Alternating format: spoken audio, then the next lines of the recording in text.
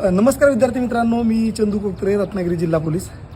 SCBC प्रवर्गाला मित्रांनो मागच्या जुलैमध्ये 2024ला एक GR आलेला आहे आणि त्या GRनुसार म्हणजे 26 फेब्रुवारीमध्ये त्यांना 10% आरक्षण त्या ठिकाणी लागू केलेले आहे. पण 26 फेब्रुवारीचं एक परिपत्रक होतं का त्या प्रवर्गासाठी नॉन क्रिमिनल आणि कास्ट सर्टिफिकेट हे दोन्ही गोष्टी एकत्र दिल्या जात होत्या आणि पुन्हा एक नवीन परिपत्रक आलं आणि नॉन क्रिमिनल त्याच्यातून वगळण्यात आलं आणि फक्त कास्ट सर्टिफिकेट त्याच्यामध्ये आलो केलं.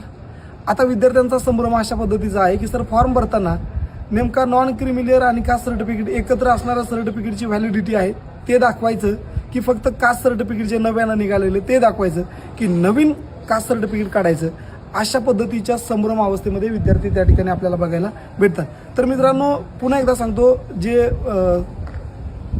जुलैमध्ये जे परिपत्रक आलेले त्या परिपत्रकामध्ये असं म्हटलेलं आहे का दोनही जे सर्टिफिकेट आहेत म्हणजे ज्याच्यामध्ये नॉन क्रिमिनल आणि कास्ट सर्टिफिकेट एकत्र आहे ते आणि ज्याच्यामध्ये फक्त कास्ट सर्टिफिकेट आहे असे दोनही परिपत्रक त्या ठिकाणी या भरतीला लागू आहेत.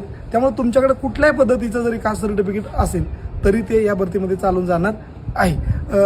पोलीस भरतीच्या नवीन अपडेट जाणून घेण्यासाठी चंदू कोकरे इंस्टा आयडीला नक्की फॉलो करा आणि तुमच्या कुठले अडचणी असतील, शंका असतील पोलीस भरती संदर्भामध्ये तर कमेंट बॉक्समध्ये मला नक्की टाका. ते परिपत्रक सुद्धा कुणाला हवे असेल तर मला त्या ठिकाणी व्यक्तिगत मेसेज करा, मी तुम्हाला ते टाकून देईन. ओके, तुर्तास थांबतो. धन्यवाद. जय हिंद, जय महाराष्ट्र.